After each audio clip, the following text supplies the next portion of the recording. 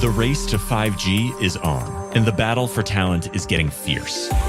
Welcome to 5G Talent Talk with Carrie Charles, a podcast dedicated to helping you face the future workforce head on.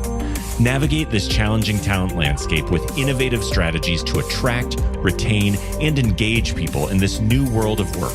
Only here on 5G Talent Talk with Carrie Charles, CEO of Broadstaff Talent Solutions. Hello, and welcome to 5G Talent Talk. I'm Carrie Charles, your host, and I'm so excited that you're here with me today. I have a wonderful guest that I'm excited about. I've been wanting to get him on the show for a while. It's Steve Smith, the CEO of Zayo. Steve, welcome to 5G Talent Talk. Yeah, glad to be here, Carrie. Thanks for having me. Absolutely. So, Steve, I always start out by, asking a little bit about the guest's journey. How did you get from where you were to the seat that you're in today? I've got a very long journey, so I'm happy to talk through that. We got plenty of time. Yeah.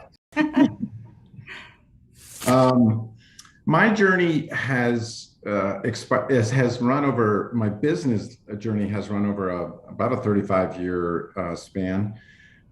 Before that, I spent, because I went to West Point, so I spent 4 years at the academy, and then you have to serve for 5, and I ended up serving for 7.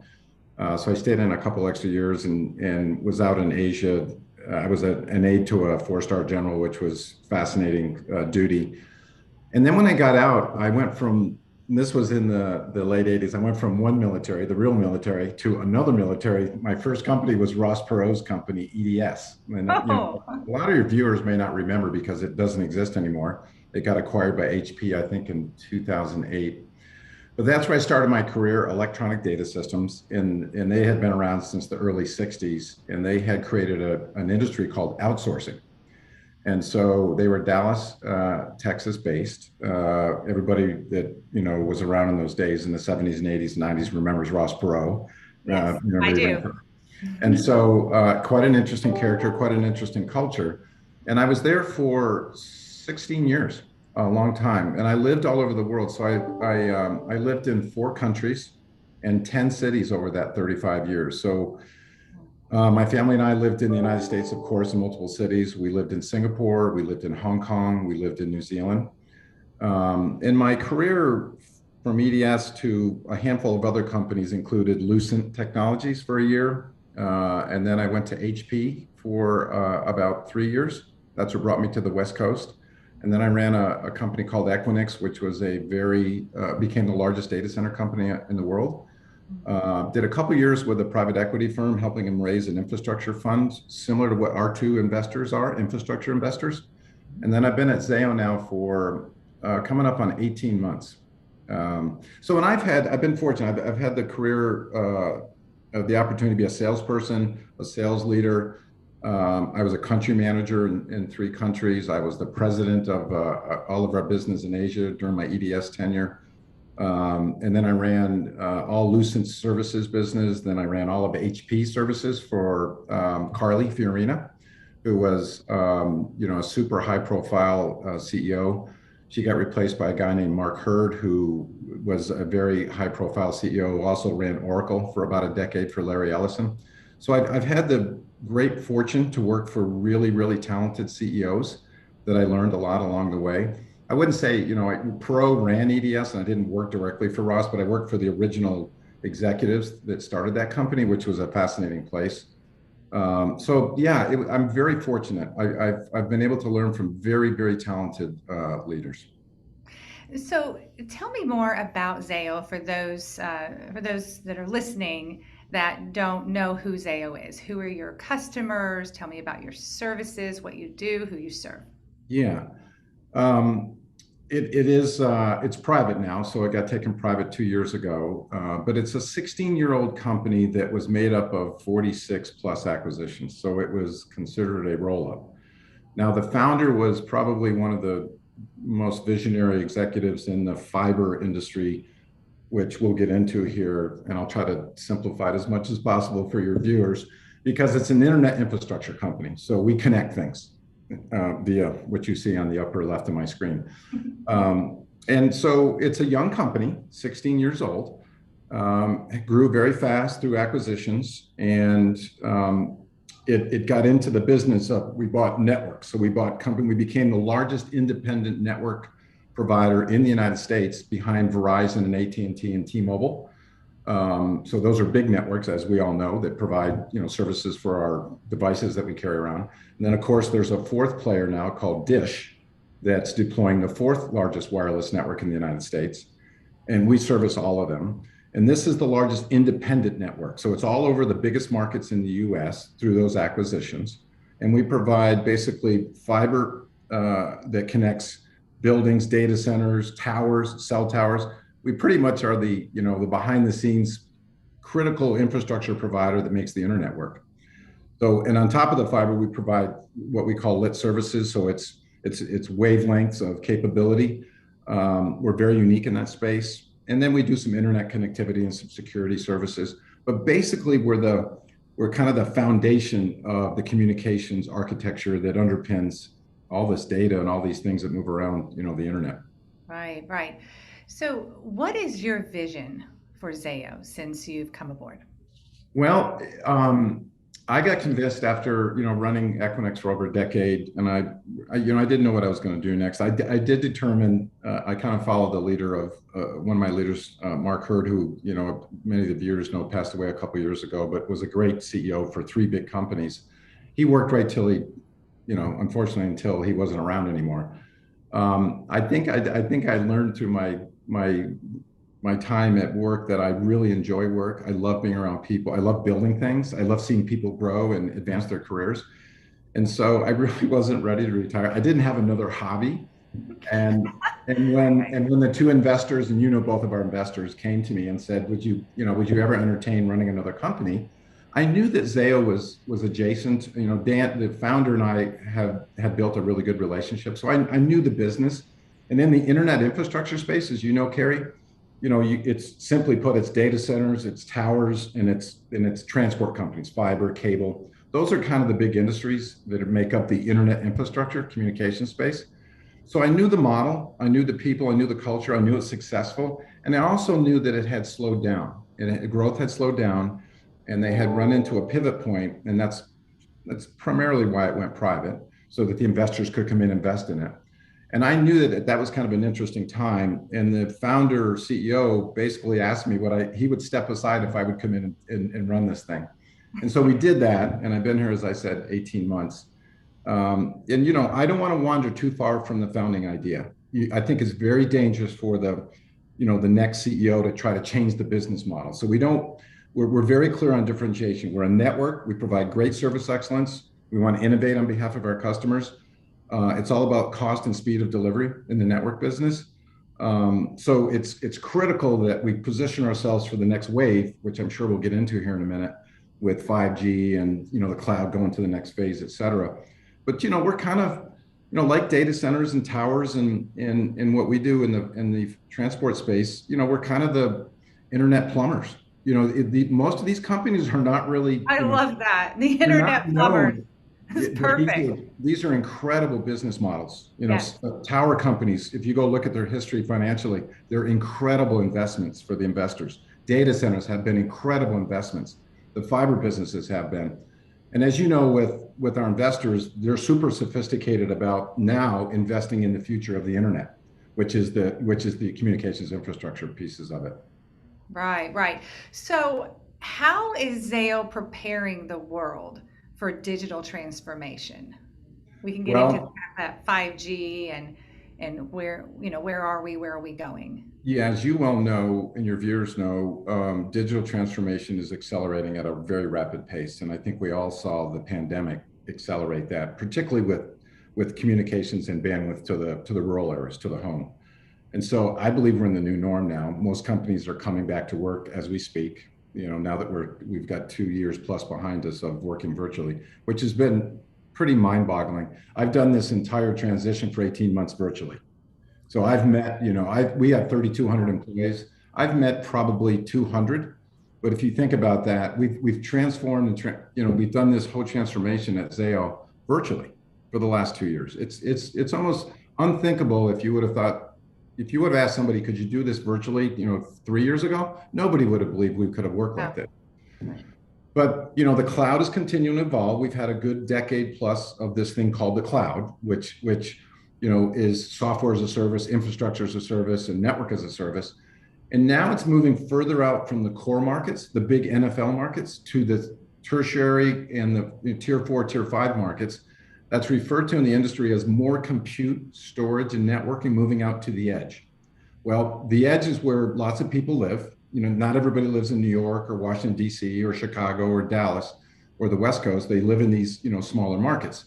So all of the companies, all the hyperscalers, Microsoft, Google, Facebook, AWS, they're all pushing more capability further out from the core markets. So the last decade, they put a lot of infrastructure in data centers, bought a lot of fiber and lit services from Zayo and others to get the cloud set up.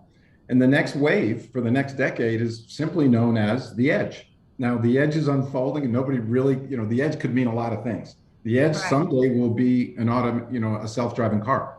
Yes. An edge will be a data center. An edge could be in your home. An edge could be at a cell tower. An edge could be at one of our points of presence in our network.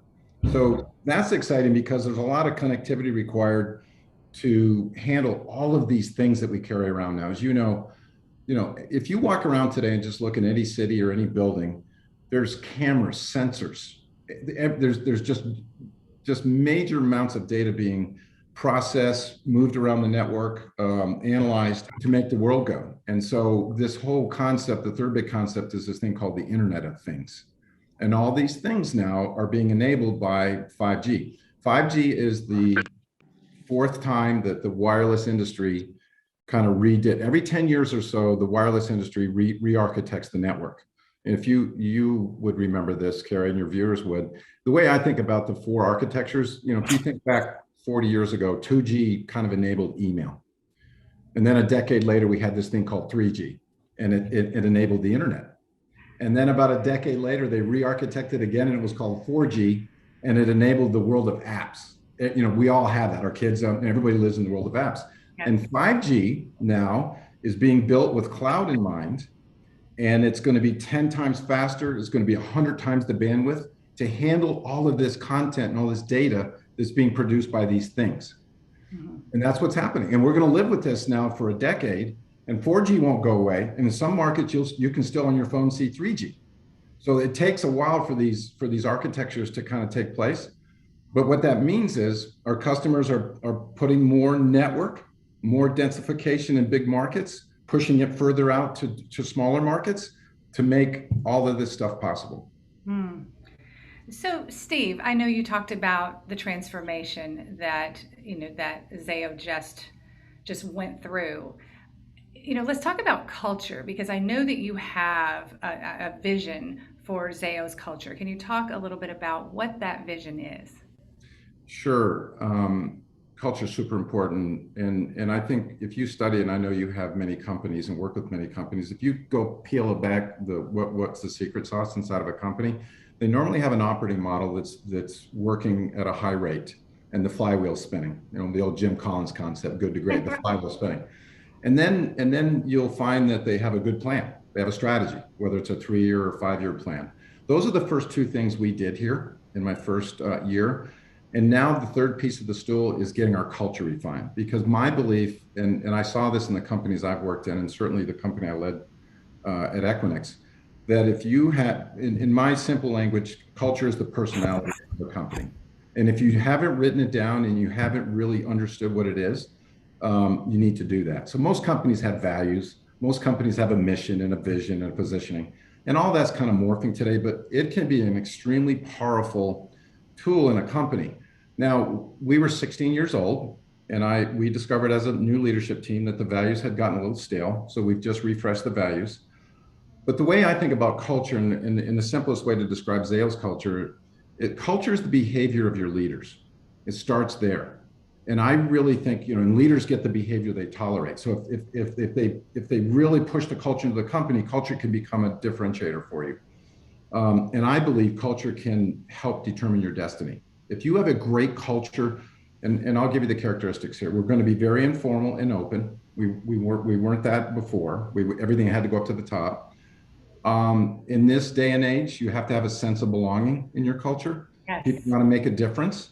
We're really pushing hard to think more deeply about our customers. I want to have deep points of views about our customers.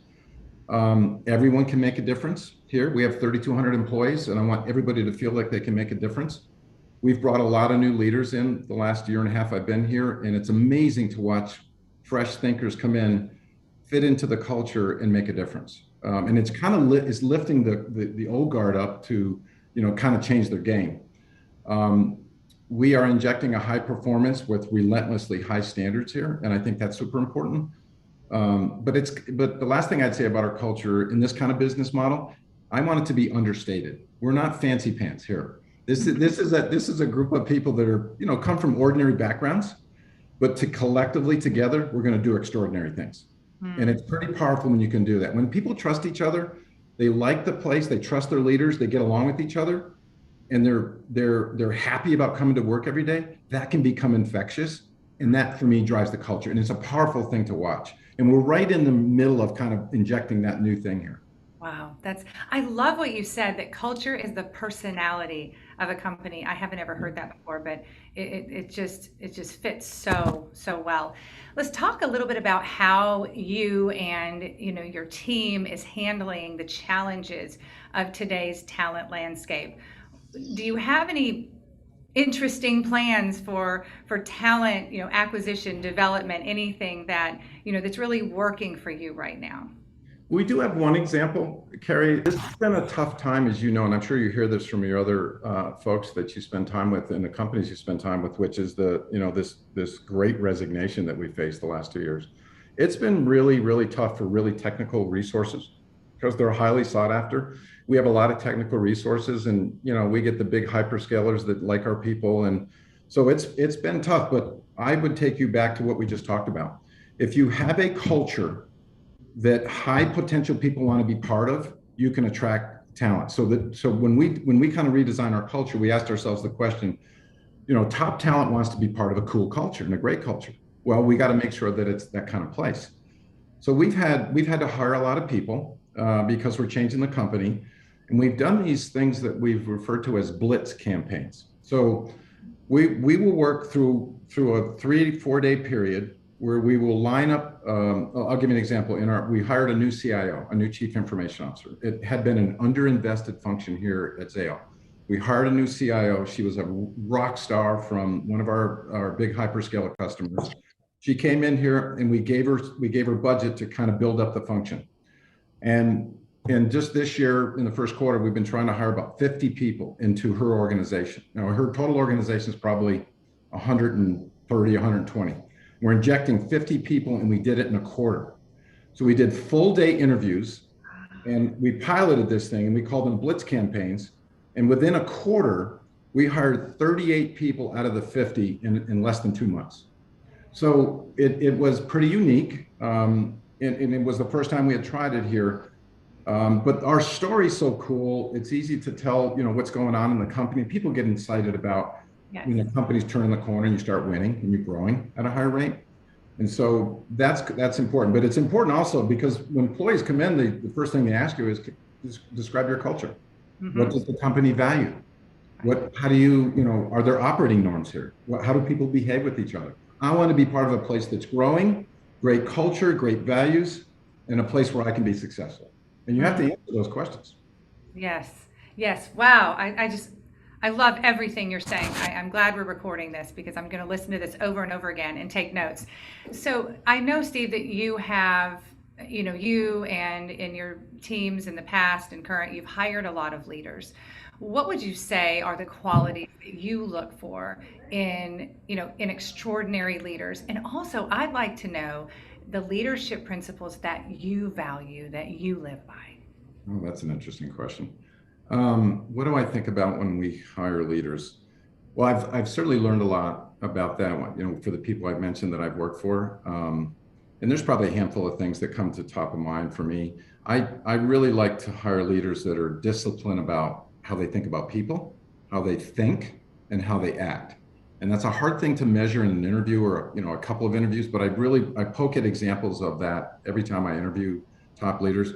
I want people who insist on high standards. If you set low standards, that's where, leaders get the behavior they tolerate. If you tolerate low standards, you're going to get low standards. If you tolerate high standards, you're going to get high standards. I love leaders that do what they say they're going to do. I love that phrase. We've all heard that phrase 100 times. I've actually been in some companies that have that posted in their value. Yes. So I like people that deliver on their commitments. I think it's important, when we talk about leaders at the top of a company, that they have business, financial, organizational, people acumen.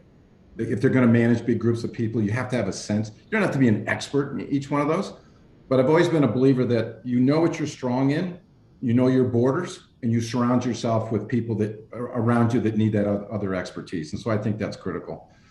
But here at Zayo, I'm holding our leaders accountable to be very thoughtful about strategy, hard-nosed on metrics. Let's make our numbers. Let's meet our metrics every quarter, and push inspirational leadership down to the front lines. So if you do those three things in a company, you'll see good things. And I think the art of great leadership is getting people to do what must be done without a bunch of lip. No, so you don't need it. So I think that's the X factor. And, and I've always believed if your actions inspire people to, dream more, learn more, do more, become more, you're a great leader. Yes. I love what you said. What did you say? Inspire? Drive thoughtful strategy, hard-nosed execution on your metrics. You got to make your numbers. Every investor, or whether you're public or private, wants you to make your numbers, and drive inspired leadership all the way to the front lines. That was it. I love that. Drive inspired leadership all the way to the front lines, because I think that that's where companies have weakness, is right in that middle, right in the middle. Because up here, everybody, it's great. The culture, the inspiration, everybody's, in a good place here. But by the time it gets here, it's, we've lost some of that. 100% agree with you. And as we're pushing our culture change down now, we call it the spine. It's that middle layer of leadership that can either make or break you. I completely agree with you. Yeah. And then I guess your second question, personally, what are the principles that I live by? I've had these two things that I've lived with my whole life, and I learned them when I was in Asia. One is called the 3 L's, and you're going to love this. So every leader I have come in, or I've been around for my 30 plus years, I tell them, when you come into a company, you need to do the 3 L's: listen, learn, and then lead. I've had horrible experiences where people come in from big sophisticated companies and they go, I know how to do this, and I don't need to listen and learn. I'll just go start leading, and they fall on their face. So that's a very important attribute that I look for, that I live by today too. I love the 5 Ps, and this comes from my military background. I think prior planning prevents poor performance. So I remind people all the time about the 5 Ps. Right. I'm a big planner. I'm very disciplined, and I learned this from Mark Hurd at HP, about this concept of operating mechanisms. So it's the written rules of what you do daily, weekly, quarterly, semi-annually, annually. So it's your fixed set of meetings where you communicate, make decisions. And so we have a very disciplined set of operating mechanisms here, how we run the company. And I've got it on one page. I could show you what we do. How we inspect our funnel, how we do deal reviews, how we have staff meetings, and some meetings are for listening and collaborating, some meetings are for decision, some meetings are for passing information around. And if you get clear on that and everybody buys into it, it makes you go faster. You have fast meetings, you have fast talk, you have fast follow-up, and speed matters today in the business. So I pay a lot of attention to that. I'm big on brutal facts. I like to confront the brutal facts, so I like people getting right to the point that matters. Right to the point. Straight talk, I think, speeds things up. So I have a huge bias for action and urgency. And then the last thing I'd say about this, I had a coach, and by the way, I saw that you're in that business too. I love that. I was. I had a coach along the way that had me build a personal credo, and I didn't even know what that was. And she asked me 3 questions, and this was about my personal beliefs and leadership principles. And she said, what do I need to be successful? Secondly, what am I passionate about? And thirdly, what is my higher purpose? So I thought long and hard about it. She wanted me to draw it up into a framework, and I answered all three questions. And I've sort of lived I've sort of lived by this for the last 10 years. What do I need to be successful? Relationships built on trust, humility, and authenticity. So I'm big on relationships. I think it's what makes the world go round in terms of business. What am I passionate about? Winning. I always laugh when people say it's okay to lose, as long as you learn. You know, if winning No, is an it's not. important, No, no, it's if, not. if winning is important, then why does everybody keep score? Ask yourself that question. Yes. And then what am I passionate about? I got it down to one word: significance. It's got to be being part of something bigger than me, or big. And I always tell leaders this: it's got to be something bigger than yourself. And then the concept of legacy. You want to leave a legacy and leave people better off than where you started with them. Wow. Steve, let's look down the road. Let's say 3 years from now. What will people say about Zayo? Well, here's what I'd like him to say. If when we're successful, I'm not going to say if. I said when we're successful. That Zayo was critical to the success of my business. Has to be part of that language. I love dealing with the Zayo people because they think big, they get stuff done, and they have fun with me. That's the kind of people I want to work with. That the platform that we build, this network, we're going to push it all around the world, that it's helping them connect their business at a higher rate than they ever did before. I want them to love our brand promise. It's that we connect what's next. So we're always kind of looking around corners. The great news about our business model, Carrie, is the core of it is fiber, which is the speed of light, which connects things. There really isn't anything out there that's going to disrupt the speed of light. Not that I'm aware of, right? Right. You know this better than I do. So are you safe from disruption? Is that what you're saying? You're safe. Well, I'm just saying, how CEOs of many companies, Yes. they're always thinking Right. about what could disrupt me. Yes, of course. There's plenty of business models that can be disrupted. Now, we could not execute and we could do this or that wrong, but our technology, there's nothing out there that anybody's working on that's going to disrupt the speed of light. I agree. That's a powerful advantage we have. Yes, I agree. 100%. 100%. One more question. So, what excites you the most about your role today? Your role as CEO of Zayo. What just makes you jump out of bed every morning, ready to go? Breakfast. No, I'm just kidding. Right. It's probably the trends. I think we play it, and we've sort of talked about this, and you introduced it with the topic of 5G. I think we're so fortunate. We play at the intersection of the greatest trends in our lifetime. I actually personally believe the amount of change the next 3 to 5 years is going to surpass the amount of change we've faced the last 20 to 30 years. And when you're in an industry that's in the middle of that and you're playing a key role, I love that customers are digitizing almost everything around them. We can help them do that. I love that there's another wave of cloud unfolding that's pushing further out to the edge. We can help with that because we provide network density and connectivity. I love that 5G is changing the next decade of communications infrastructure. We are providing fiber to the tower for all the wireless players around the world, mostly in the US initially. I love that the web scalers, the big hyperscale companies, they're all getting more network dense and more connected around the world. It requires what we have in our toolkit. And the last thing that I get excited about, and we're starting to do this now, is software is eating the world. Software is defining almost everything. So we have to pay attention to software enabling the network. And so our futures and our customer inspired inspiration is all focused on software facilitated network as a service, software defined networking. And so we're spending a lot of time thinking about that. And that excites me because it's, people that don't work in this industry, and you walk around with your devices and you watch self-driving cars, you see all these things. If you're not in that industry, you don't even step back and say, how does that stuff all work? How does the internet work? Right. Well, it sits in data centers, riding on our networks, connected to cell towers. And that's an exciting place, and it's growing, and you want to be around growth. Steve, we here at Broadstaff, we staff for Zayo, and we're very we hear candidates and what they say. We hear employees and what they say. And everything that you've talked about today is what we're hearing, and it's congruent with what we're hearing. So I know that what you're saying is happening. It's in the process of happening. And, and this future that you're creating and you and your team are creating is absolutely going to happen. So I just want to thank you so much for coming on the show today. This has been so insightful. Like I said, I want to go back and take some notes, and I think you probably should write a book at this point, but you've definitely got a book inside you here.